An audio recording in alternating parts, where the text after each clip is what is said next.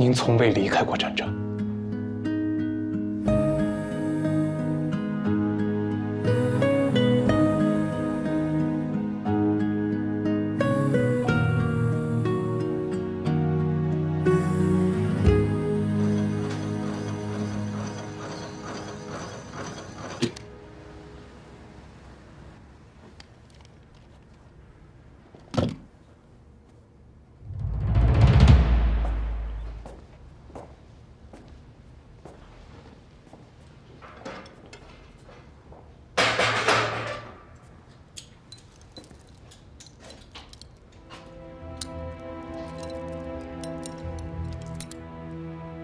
狗力社稷，死生已知。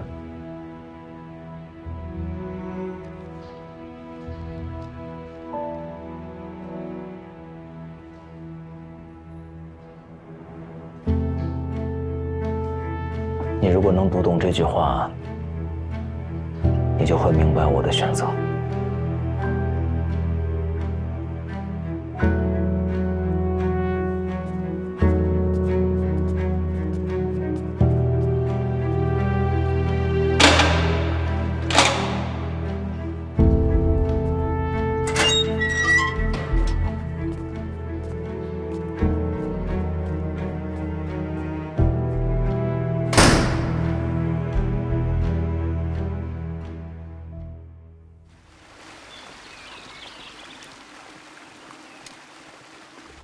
爸爸，我刚才看了今天的《中央日报》，从四川北上的共产党已经过了会宁。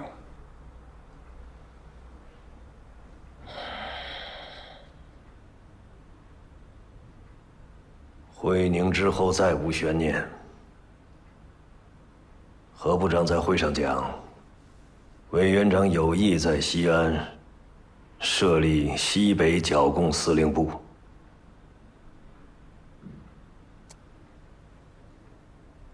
做好第6次围剿的准备吧。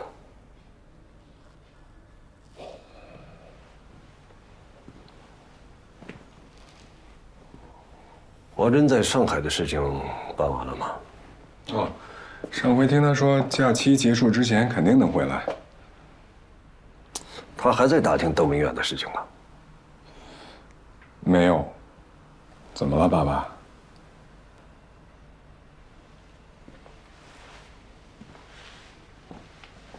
这两天会有关于邓明远的党内通报。华珍如果问起，你就推说不知道。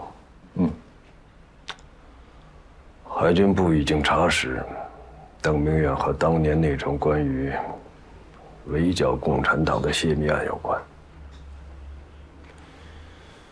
如果不是那次泄密，我们第4次围剿或许已经成功了。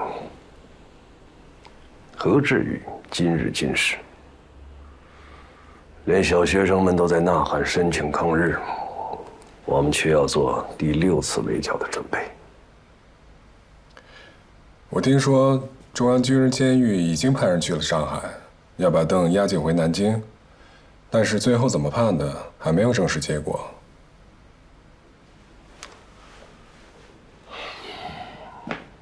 现在已经有了。国部长亲自电令淞沪警备司令部，押解南京，即刻枪决。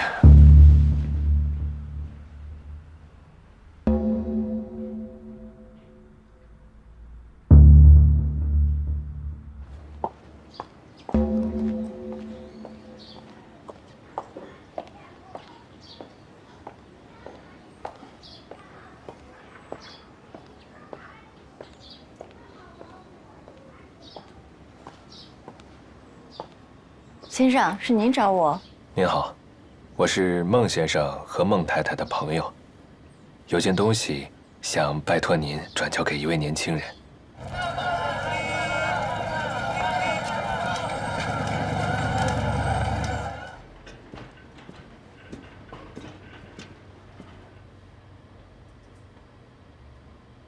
今天我见到了我的老师，他对我说，如果我能读得懂“苟利社稷，死生已知”这句话，就能明白他的选择。他不会无缘无故提到这句话的。你的老师认识我的爸爸妈妈？对，他就是托我来上海，给你们送船票的人。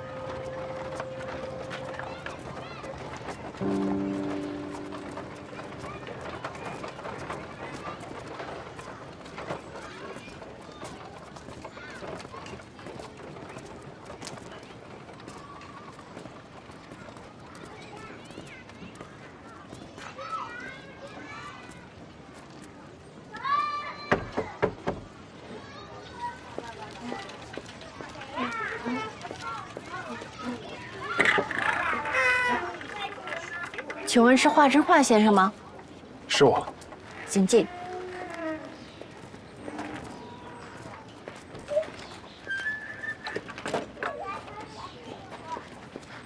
华先生，有位先生留了话，让我一定亲手把一封信交给您。稍等一下啊。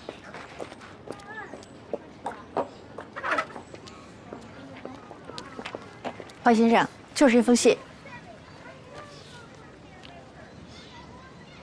是什么人？我也不认识，他只是说自己是孟先生和孟太太的朋友。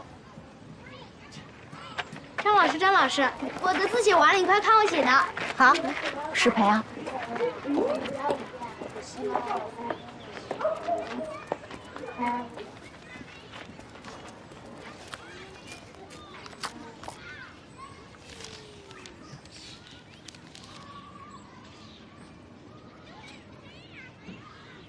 华珍，我知道你一定会很快找到这里，所以给你留了这封信。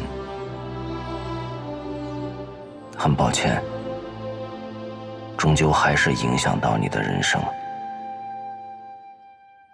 我欠你对整件事情的解释，但我想，以我现在的处境，大概没有机会亲口告诉你这些了。希望这封信能够解开你所有的疑惑。5年前，东北3省沦陷，民族救亡势在必行。上海一对姓孟的夫妇，联合沪上数10位爱国商人，结成同盟，秘密支援北方抗日力量。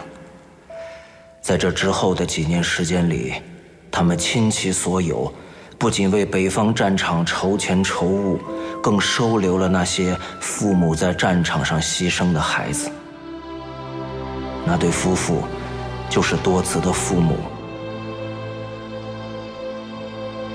放在汇丰银行保险柜里的是多慈父母生前最后一次筹集的资金。在你看到这封信的时候，那笔资金也应该开始运转了。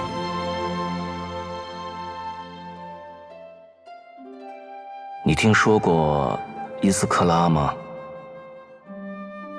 在俄语里，它代表星火。我给这次行动取名为伊斯克拉，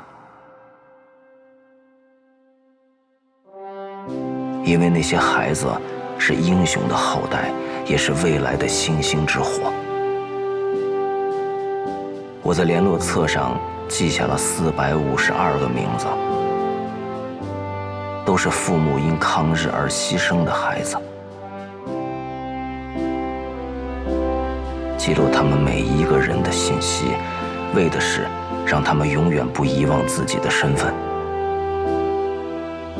有人在保护他们，有人在抚养他们，还有人从未出现在他们成长的路上，却在影响他们一生。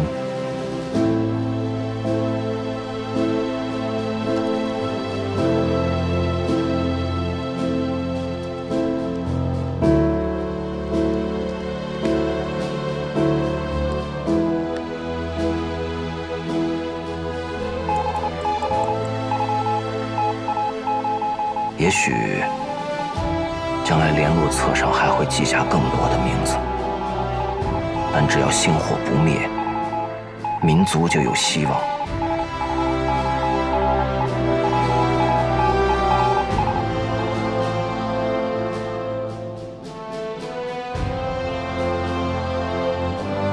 狗力社稷，死生意志。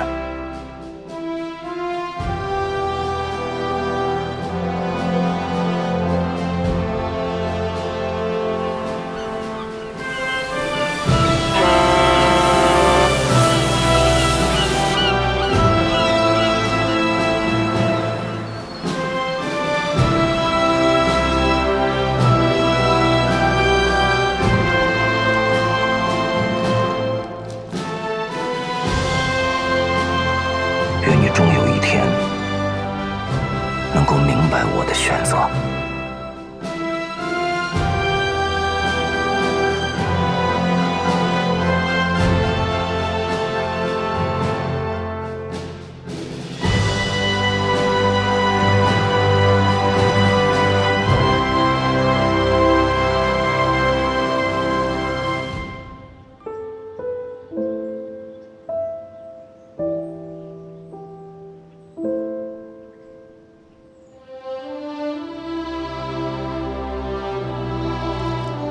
远山哥哥，我真的很想我的爸爸妈妈。就是了。你的父母，我的老师，还有他们的同志，他们都是真正的英雄。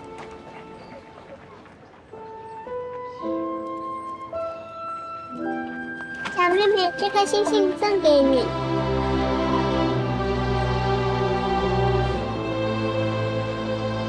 谢谢你，不客气。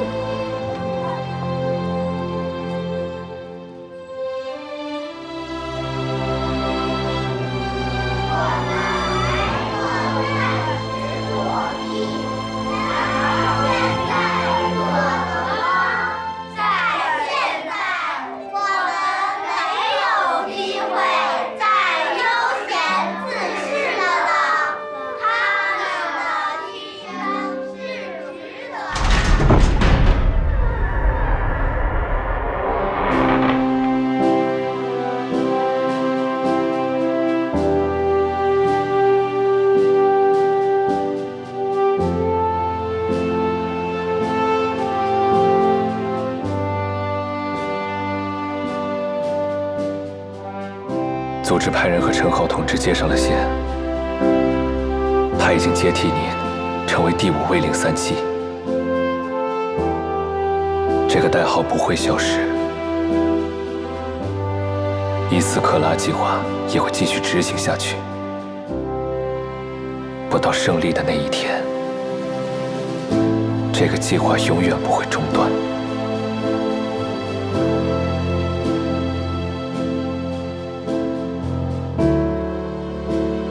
这是党和组织的承诺。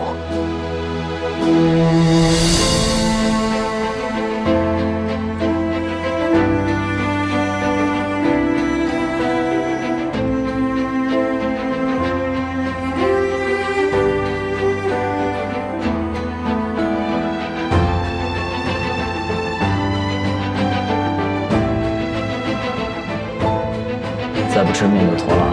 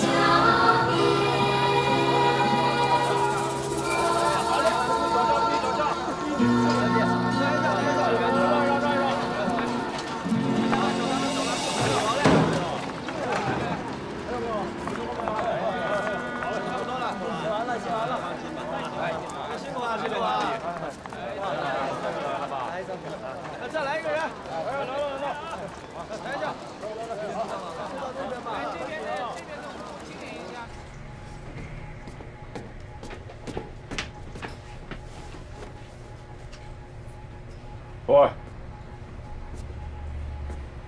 何をするつもりだ。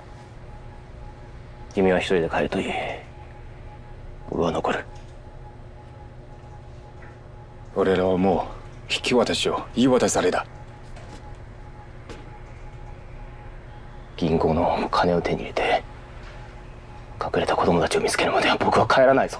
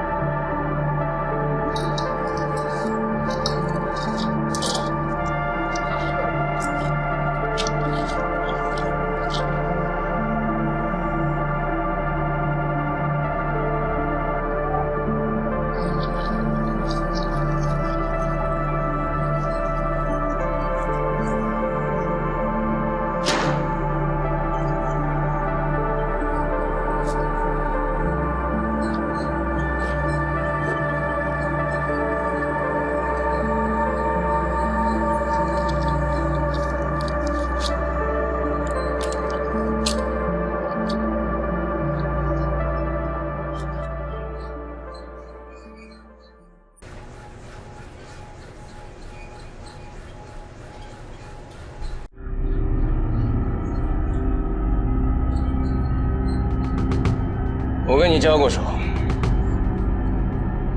你也是军人，对不对？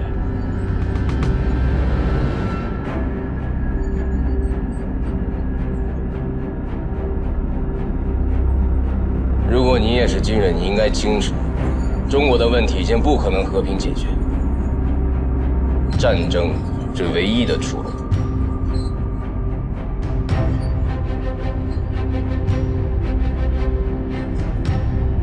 我知道你们的人已经拿走了银行里的那笔钱，就算你能保护那些小孩，也没用。在你们沿海的每一个工业点，通往内陆的每一条新铁路，一切都已经被标注在地图上。只要我们的陆海军开始行动，10日之内就可以长驱直入。伊斯克拉计划的小孩，我们迟早会找到。你救走的蒙多兹，他们谁也别想逃掉。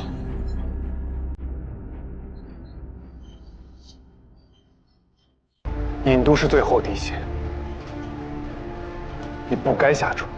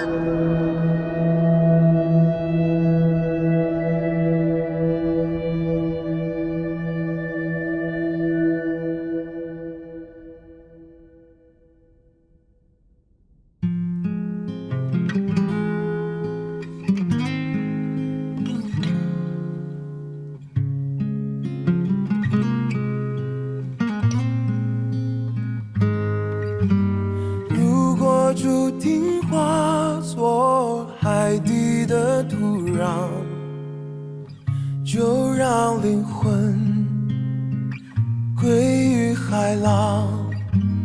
如果注定交换生命的重量，听那海风为谁而伤，告诉我胸口跳动着。之前我跟你提过，我的老师邓明远，今天在南京中央军人监狱被执行了枪决，因为他是共产党。这是他留给我的最后一封信。告诉我海平面闪耀着什么？渺小的、火红的、燃烧的执着。如果身影注定消失在那片海的尽头，这一生若不朽，交换万物自由。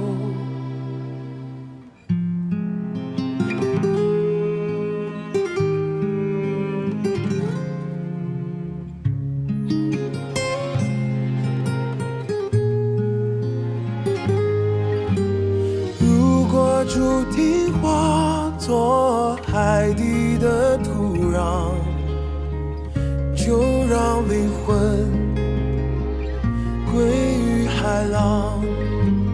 如果注定交换生命的重量，就让海风为你而上，告诉我这件事应该画上句号。闪耀着什么？接下来有什么打算？这趟来上海之前，我的人生轨迹从来没有被外力改变过，因此我也从来没有感受到生活本身。现在我才渐渐发现，也许我的轨迹已经变了，也许所有人的轨迹都注定被改变。谁知道？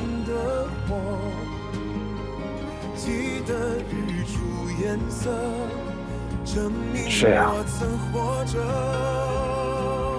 谁知道呢？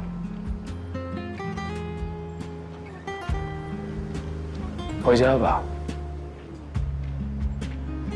你离开家太久了。如果注定化作海底的土壤，回去吧。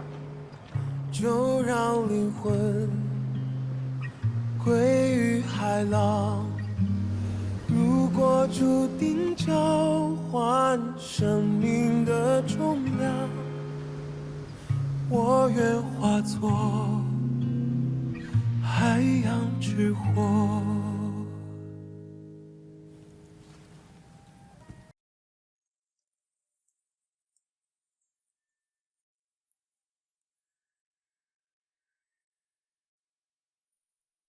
找到高木君了吗？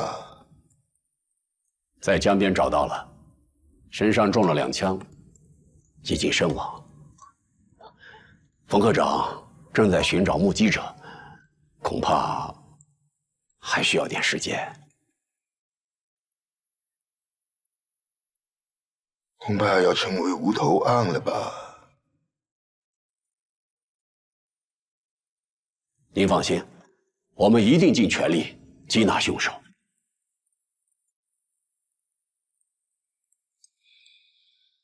银行保险柜里的钱也已经被人取走了，完了。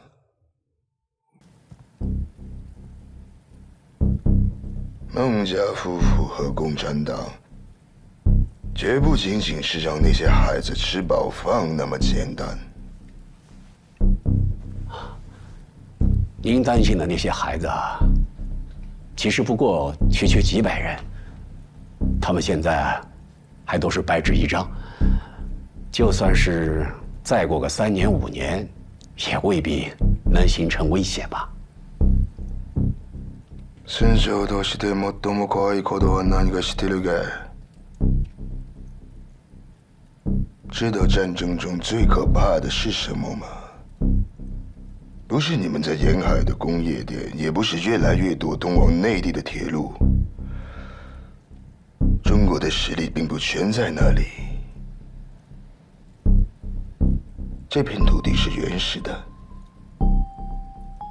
它的根在泥土里，只要下雨、出太阳，稻谷就会生长。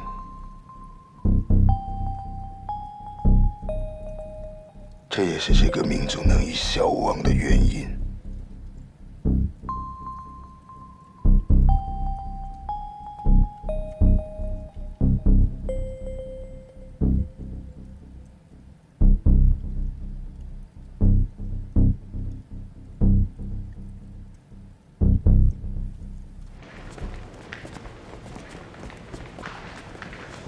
您说，那个李健，到底对我们是什么态度？你指他最后那番话？是啊，什么谷物就会生长，难以消亡。他说这些话是什么意思啊？难道一边打，还要一边夸？衣兜里只有野心，没有道德的人，说这些话，不过是因为没有3、5天灭掉你，恨得牙痒痒罢了。要是真的以为他在赞美你，或者敬仰你，那就太天真了。可是我们给日本人做事，难道不用搞好关系吗？我要的是累积资本，关系能勉强相互尊重就够了。副局长，反正我就跟着你，那些太过复杂的问题我懒得去想。管云，坐。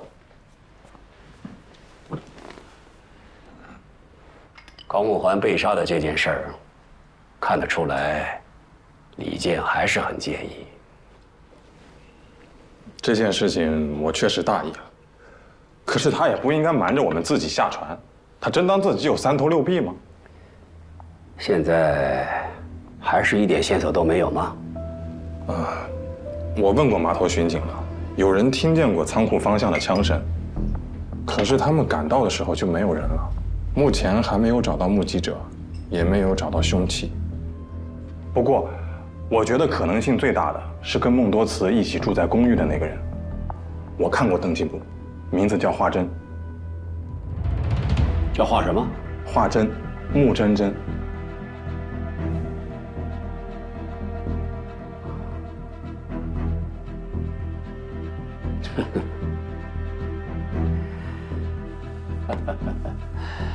哎呀，冯科长，你如果早一点告诉我这事儿，事情也不至于变成现在这样。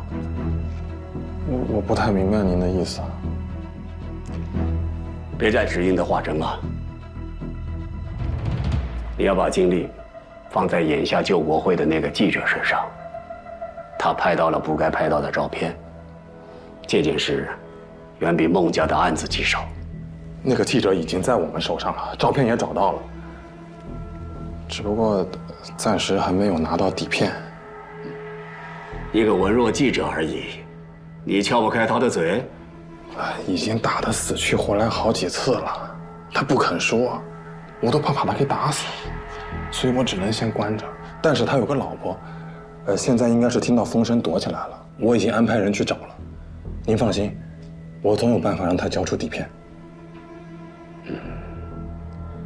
孟家的事，李健没有过多计较，就是因为我们身上的这身警服还有价值，自己心里要有数。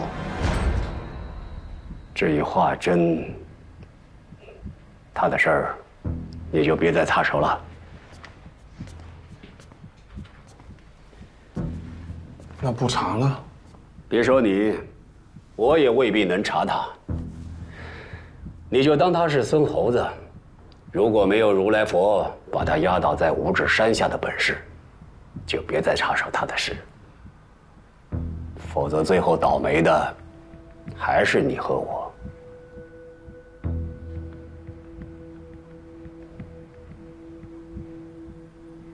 这件事儿，以后你会明白的。另外，你手下4所的那个小队长叫什么？陈浩。对，陈浩，他的停职处分也撤销了吧？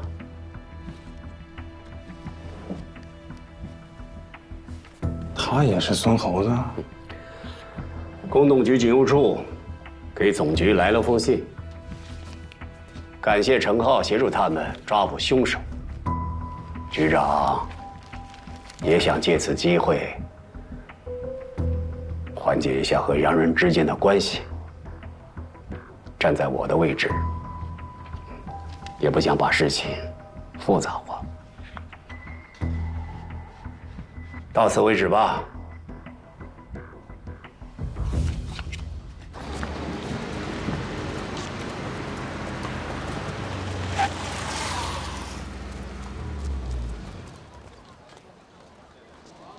队长，前面就是张润金在上海的藏身处，我们的侦察队员已经上去了。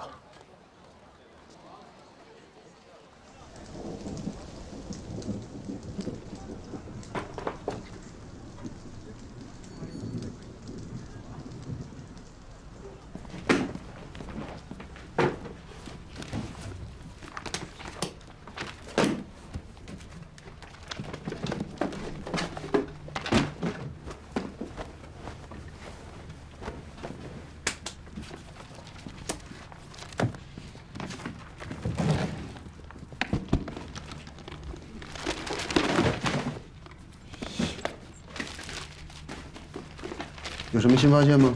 对不起，还没有。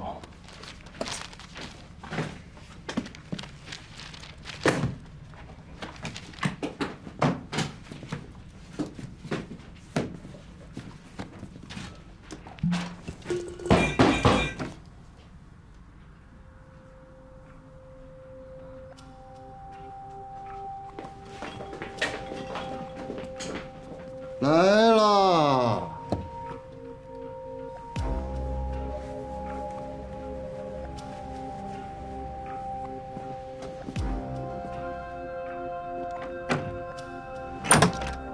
你好，请问是张润金的家吗？是，他刚出去。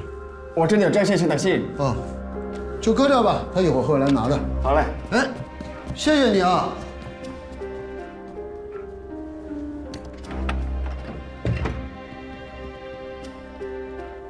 广州租房子，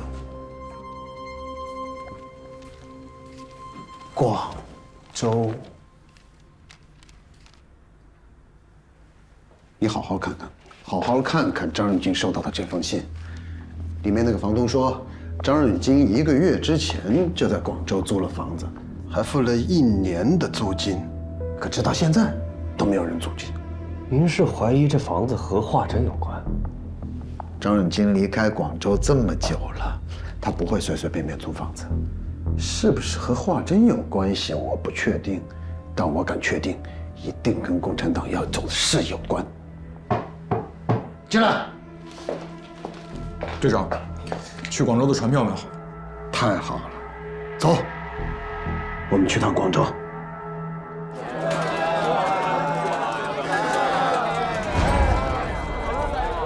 老张自己怎么没来呀？他在上海忙生意，走不开，这不托我帮他处理一下。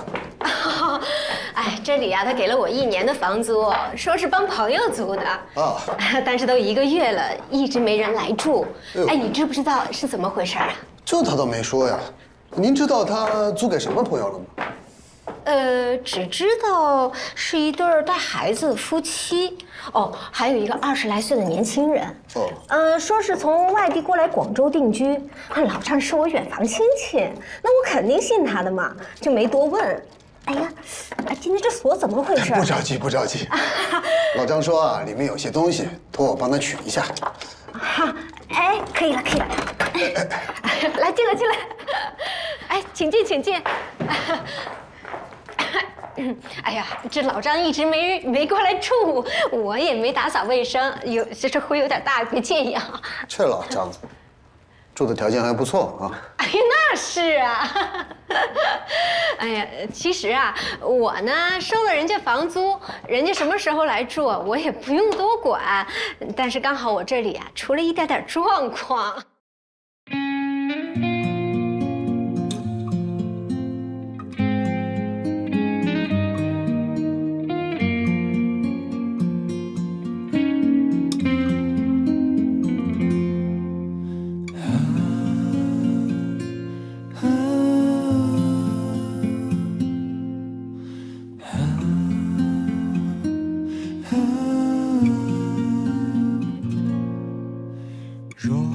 整片大地充满光明，